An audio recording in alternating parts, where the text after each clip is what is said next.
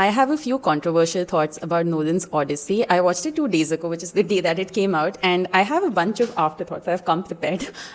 This is not a review. There are no spoilers. These are just my thoughts, my ideas, complexities that the film left me with, and I'm looking forward to watching it a second or a third time because I know new layers and new ideas are going to come to me after I watch it once again. But just to kick it off, should you watch the film? Yes. But do I think it's Nolan's best, the way people are calling it?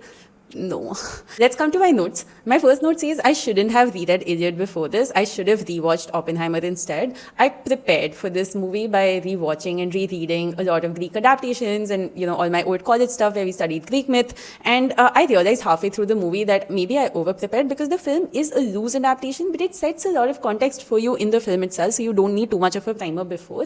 But there's a point in the film where you realize that Nolan has been deeply influenced by the story he told of Oppenheimer, and that seeps into his following work, which is this one. Interestingly, my second note also says this is literally Nolan's entire filmography in one. This is the story he's been telling this whole time. And I think, once again, there's a point in the film where you realize that this is not just the Odyssey, this is Oppenheimer, this is all his previous films percolating into one. My third point says the idea of the philosophy of a filmmaker stands out here, and that's a thought I had when recently watching Main Wapas Aunga, because I think Main Wapas Aunga also really shows you how Imtiaz Ali has been telling a very Sufi story through all of his filmography. And I think with this one, Nolan makes it quite clear that he has specific life philosophies that come through all his work and color every single work that he makes, and also come into his interviews, I think. There's an interesting idea of the journey to go back home in not just the Odyssey, but also in Interstellar and a bunch of his previous works, which comes face to face with the fact that the journey changes you so much that home doesn't really feel like home anymore,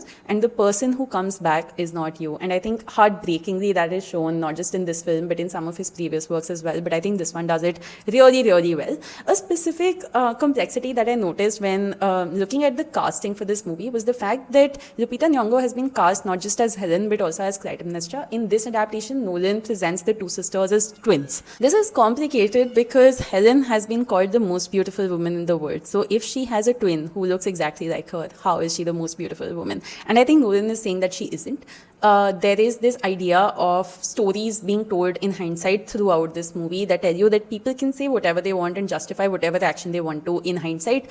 And in some way, maybe the Helen myth is a way to do that for them as well. No spoilers, like I said, but I'm going to toe the line here. Athena is Zendaya for a reason. We think wisdom equates the goddess of wisdom being by your side, but maybe wisdom really is always remembering the consequences of your action. I'm not going to say more about that. There's a very, very lovely confessional final scene where Odysseus almost confesses his sins and his wife Penelope is behind him, behind the screen. And in some way, it showed this imagery of the Christian confessional to me, because Penelope is almost like his priest, and he's doing forgive me for I have sinned, and he gets some kind of salvation and redemption, and it's interesting in the way it's visually depicted. I think the pacing of the movie is very off. The first half drags on and on. The second half is when it finally comes on to track after a very, very hard-hitting scene featuring Cersei. There's a lot of monsters in this film, but none are so scary as just an angry, powerful woman, and I think that scene in particular has really stayed with me in both good and bad ways. Tom Holland's Loki is just a himbo in this film, but Robert Pattinson is having so much fun. He's the villain, but you cannot help but not root for him, but enjoy him when he comes. You want more villainous acts simply because he's so funny, and it's almost comedic, his villainy, and I think it's very, very wonderfully done. My final point is just about the music. The music really ties the whole story together. There are scenes where you feel so much, and at the end you realize there was no dialogue. It was just the music pulling the whole scene together.